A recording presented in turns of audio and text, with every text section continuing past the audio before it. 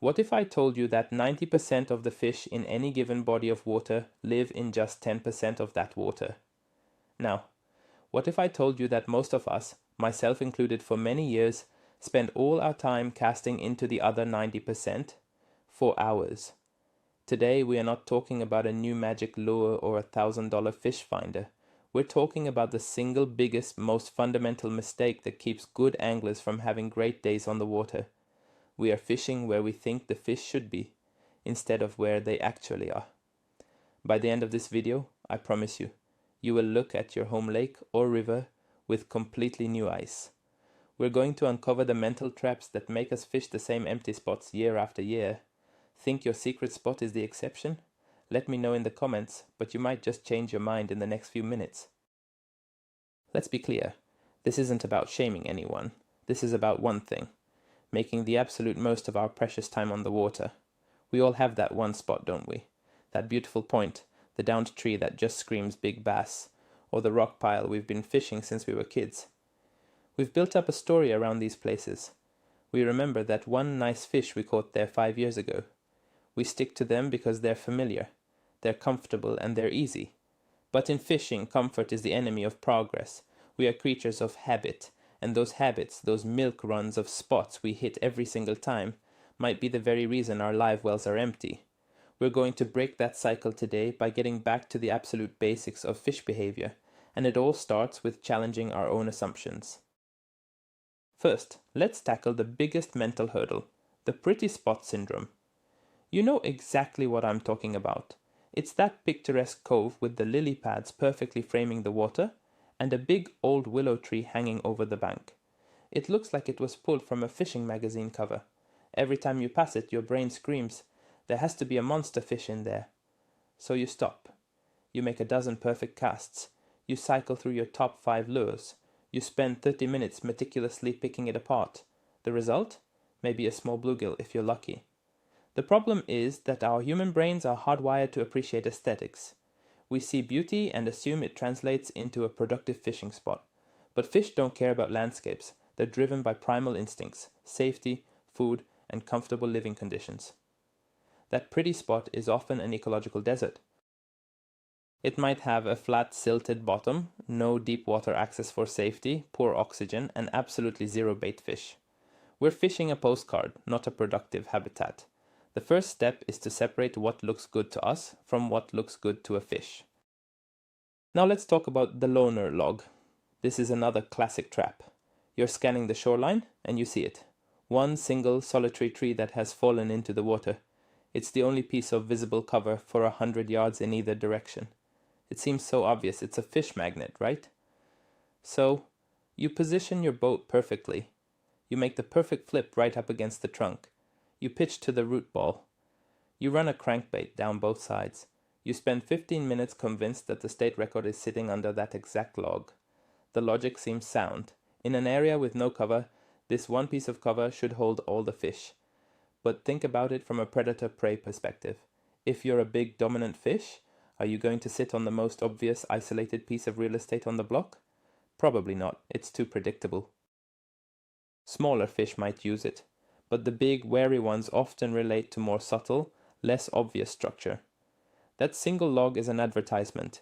The real fish are more likely to be holding on a small underwater rock pile 50 feet away that nobody else even knows is there. Stop fishing the obvious advertisement. Yes.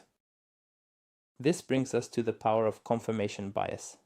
This is a psychological term, but it is one of the most powerful forces in fishing. Let's say you fish that loner log 10 times. 9 times you get nothing.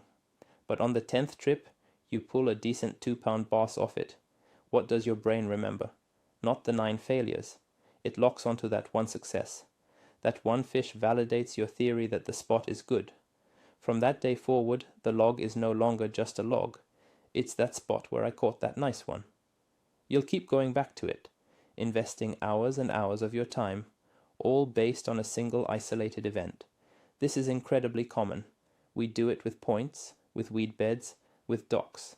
We build a narrative of success around a spot based on very little data. To become a better angler, you have to become a scientist. You need to be objective. Was it a fluke? Was the wind just right that day?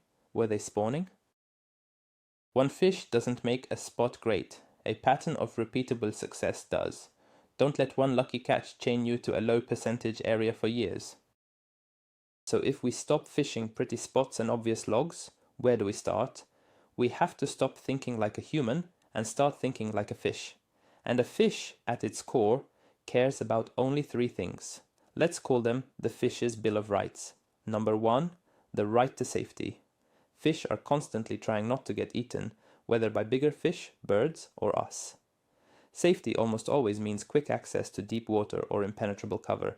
A fish will rarely stray far from its escape route. Number two, the right to eat. Fish need to eat, but they are also lazy. They want to expend the least amount of energy for the most amount of food. This means they position themselves in places where the food comes to them. Think current breaks, ambush points, and feeding lanes. Number three, the right to comfort. This means the right water temperature and the right amount of oxygen. Fish are cold-blooded, so they are slaves to the thermometer. They will move constantly to find their preferred temperature zone. If you can find a spot that offers all three of these things, safety, food, and comfort, you have found a spot where fish will be, not just should be. Let's dig deeper into that first right. Safety. For most game fish, safety equals depth. Depth is the ultimate escape route. This is why a spot that looks amazing on the surface can be completely barren. Take a beautiful, shallow bay, filled with lily pads. It looks incredible. But if that entire bay is only 2 feet deep, and it's connected to the main lake by a long, shallow channel, a big fish feels trapped there. It's vulnerable. It has nowhere to run if a predator shows up. Now, compare that to a boring-looking, steep, rocky bank. There's no visible cover. It looks sterile. But that bank drops from 2 feet of water to 20 feet of water in a very short distance. That is a fish superhighway. A fish can move up into the shallows to feed, and with one flick of its tail, it can be back in the safety of deep, dark water. Always look for spots that offer immediate access to deep water. A sharp drop-off next to a shallow flat is 10 times better than a huge, beautiful flat with no escape route nearby. It's all about the getaway plan. Now for the second right, food. Fish are opportunistic and fundamentally lazy. They want to get the biggest meal for the least amount of work. This is where the concept of the ambush point comes in. A fish will not, generally, chase a bait fish for a quarter mile across an open flat. Instead, it will position itself behind a piece of structure and wait for the food to come to it. Think of it like a lion waiting at a watering hole. The best ambush points are things that disrupt the current, whether it's in a river or just wind-driven current on a lake. A point of land jutting out into the main body, a submerged hump, the corner of a dock, or a break in a weed line. These are all places where bait fish will be funneled past. The predator fish just has to sit there, concealed and waiting, and grab a meal as it swims by. When you look at a lake, stop looking for homes and start looking for restaurants. The best spots are always the best ambush points. They are the places that give a predator the biggest advantage. And finally, the third right, comfort. This is the one that even experienced anglers can forget. Fish are entirely at the mercy of their environment, especially water temperature and oxygen levels. In the summer, when the surface water gets too warm, fish will often move deeper to find cooler, more comfortable water. But if that deep water has low oxygen, something called stratification, they can't live there either. So they get squeezed into a very specific depth zone, a band of water that has both the right temperature and enough oxygen. This is called the thermocline. If you can find the thermocline, you have found the fish's comfort zone. In the winter, the opposite happens. They seek out the most stable, warmest water they can find, which is often deep.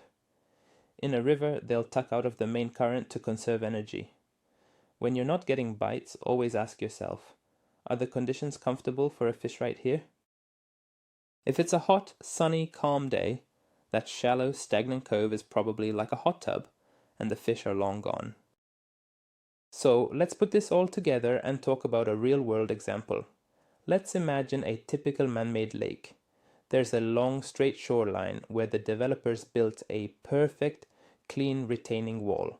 It's easy to fish. You can walk along it, you can get your boat right up next to it. It's tempting, but it offers a fish nothing. It's a vertical desert. Now, 100 yards away, there's a spot where an old creek channel used to run before the lake was flooded. You can't see it from the surface. The shoreline looks exactly the same.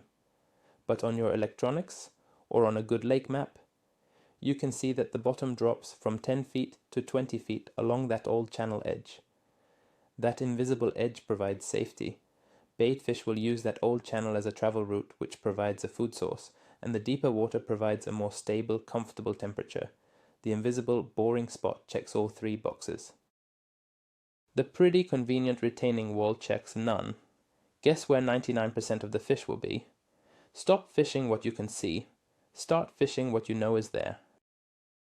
This leads us to the most important tool for breaking our bad habits.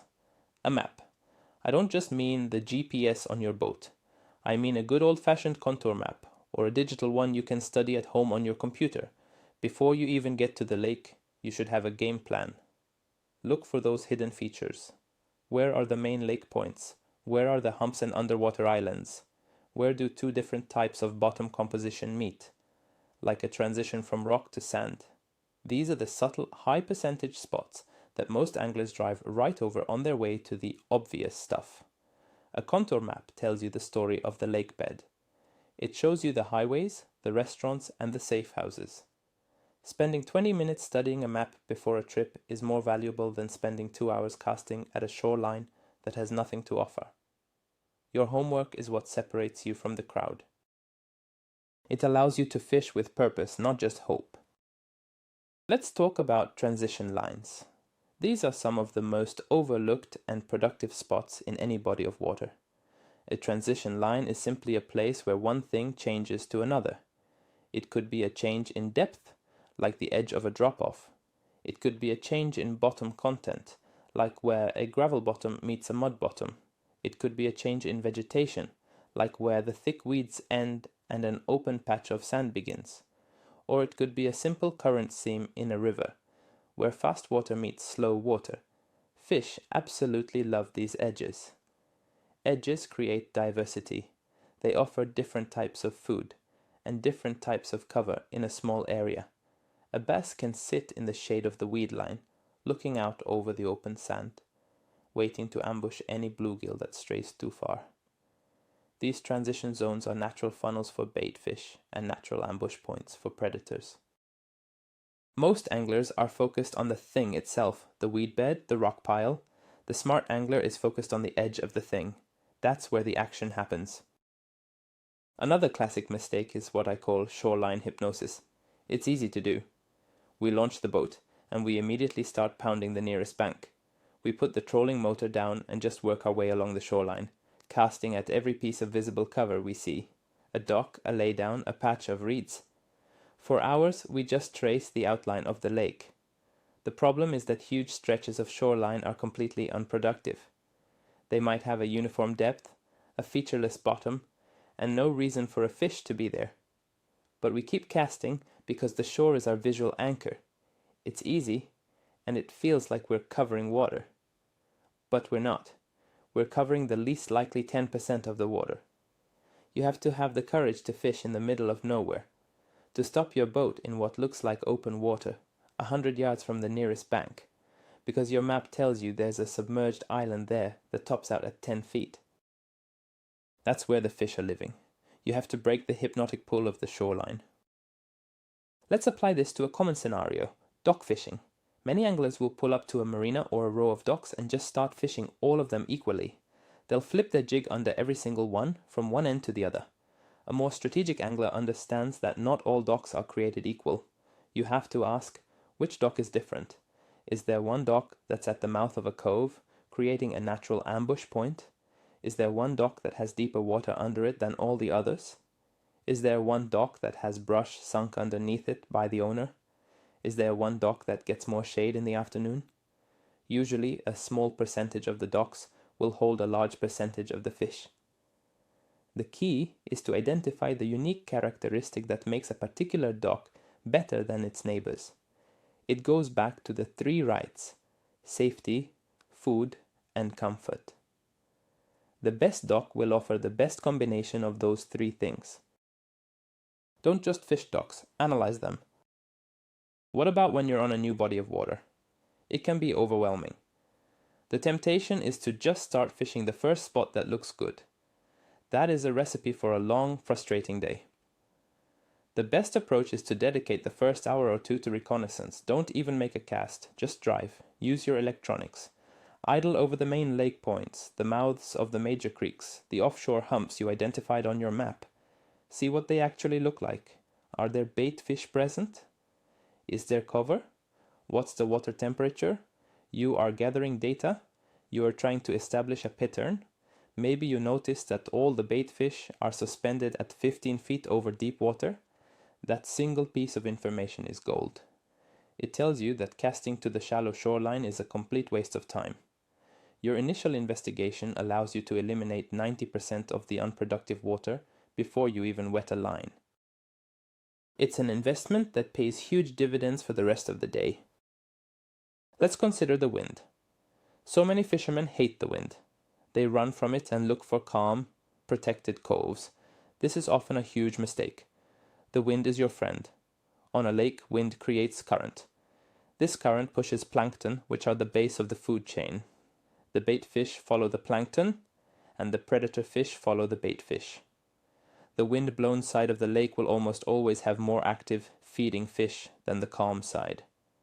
The wind also breaks up the surface of the water, which makes fish feel less exposed and more willing to feed shallow.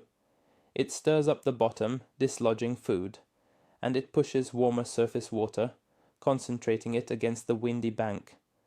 While everyone else is hiding in the calm, protected lee side of the lake, you should be fishing the dirty water on the windy points and banks.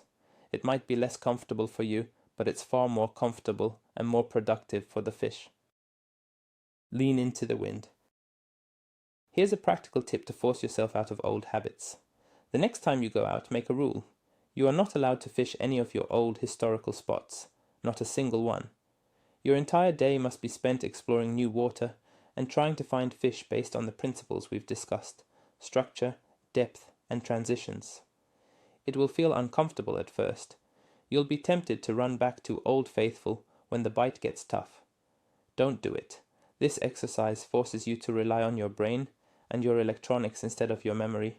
It forces you to actually hunt for the fish, not just visit places where you hope they might be. You will probably have some slow moments, but you will learn more about your home lake in that one day than you did in the entire previous year. You might just find your new Old Faithful, but this time it will be a spot that's productive for a reason, not just because of a lucky catch years ago. This mindset applies to rivers just as much as lakes. In a river, the key is current. Fish will almost never hold in the main, heavy current because it requires too much energy. They will always look for a current break. This is anything that blocks or diverts the main flow of water. A big rock, a log jam, a bridge piling, a wing dam, or even just a small indentation in the bank. They will sit in the slack water of the current break facing upstream and wait for the river to deliver food to them. When you're looking at a river, don't look at the water itself. Look for the things that are disrupting the water. Find the seams where fast water meets slow water. That seam is a conveyor belt of food. The fish will be lined up just inside the slow water, ready to dart out and grab a meal. 99% of a river is a barren, fast-moving desert. All the life is concentrated in and around the current breaks. We also need to talk about seasonal patterns. The spot that was great in the spring is likely to be a dead zone in the middle of summer. This is a trap that many anglers fall into. They find a productive spot and try to fish it the same way all year long, but the fish are constantly on the move, following their needs for comfort and food. In the spring, they move into shallow, protected bays to spawn. In the summer, they move out to the deep, main lake structures to find cool water and follow schools of baitfish. In the fall, they move back into the creeks, chasing the baitfish that are migrating. In the winter, they pod up in the deepest, most stable holes. You can't just have a list of good spots. You have to have a list of good spring spots, good summer spots, and good fall spots. Your strategy has to change as the seasons change. If you're still fishing your shallow spring spots in August, you are fishing a memory, not the current reality. Think about efficiency. Let's say you have 5 hours to fish. Angler A goes to his 5 favorite obvious spots and spends an hour at each one, thoroughly picking them apart. Angler B uses his map and electronics to identify 20 potentially good, subtle spots, underwater points, channel swings, rock piles. He pulls up to each spot, makes 5 to 10 quality casts to see if anyone is home, and if he gets no bites, he immediately moves to the next one. At the end of the day, Angler A has fished 5 unproductive spots. Angler B has tested 20 spots and likely found 2 or 3 that were loaded with active fish. He spent his day finding fish, while Angler A spent his day hoping for fish. Be Angler B. Make a decision quickly. If a spot has all the right ingredients but you're not getting bit, the fish are either not there or not active. Don't waste an hour trying to force a bite that isn't going to happen. Move on and keep hunting. Now let's talk about the exceptions. Does this mean a fish will never be caught under a single obvious log or in a pretty cove? Of course not, there are always exceptions. But we are not playing for exceptions, we are playing for percentages. Professional poker players don't win because they get lucky on one hand. They win because they consistently make decisions that have the highest probability of success over the long run. Fishing is the exact same thing. You want to spend the maximum amount of your time in the highest percentage areas. The 10% of the lake that holds 90% of the fish. Sure, you might occasionally catch a fish in a weird random spot, but you will consistently catch more and bigger fish by disciplining yourself to fish the subtle, key structural elements that meet the fish's core needs. It's about shifting your mindset from a gambler, hoping for a lucky bite, to a strategist, putting the odds in your favor on every single cast. Finally, trust your gut, but only after you've done your homework. Once you understand the principles of safety, food, and comfort, and you've learned to read a map and your electronics, you will start to develop a true fish sense. You'll look at a seemingly random spot on the lake and just get a feeling. But that feeling won't be based on what looks pretty. It will be an instinct born from knowledge. Your subconscious mind will be processing all the variables. The wind direction, the depth, the time of year, the structure you see on the screen. And it will tell you, fish here. That's the ultimate goal, to move beyond fishing spots and start fishing patterns and instincts. But it all starts with the discipline to ignore the obvious, to break your old habits, and to force yourself to look at the water not with your eyes, but with a deep understanding of the creatures that live beneath the surface. It's a journey, but it's the one that leads to the fish of a lifetime. So, what's the biggest takeaway from all of this? It's simple, but it's profound. Stop fishing your memories and start fishing reality. The fish do not care how beautiful a spot looks, how easy it is to cast to, or that you caught one good one there back in 2012. They live in a brutal, instinct-driven world of structure, temperature breaks, and ambush points that we often completely ignore in favor of what's easy and obvious. The real secret spot isn't a location on a GPS. It's a change in your mindset. It's the ability to look at a vast, boring-looking mud flat and know that a tiny 2-foot drop-off on its edge is a fish magnet, while actively ignoring the perfect-looking cove right next to it. That mental shift, that decision to trust the map and the science over your own biased eyes, will get you more bites than any $1,000 lure ever will. It transforms frustrating days into learning experiences, and those learning experiences eventually turn into consistently full live wells. Thank you so much for sticking with me through this deep dive. If this changed the way you think, do me a huge favor and hit that like button and make sure you're subscribed so you don't miss what's next. Now, for the comments, I have one question for you and I want you to be honest. What is the one obvious spot that you have spent way too much time on over the years? Let's all confess our fishing sins down below.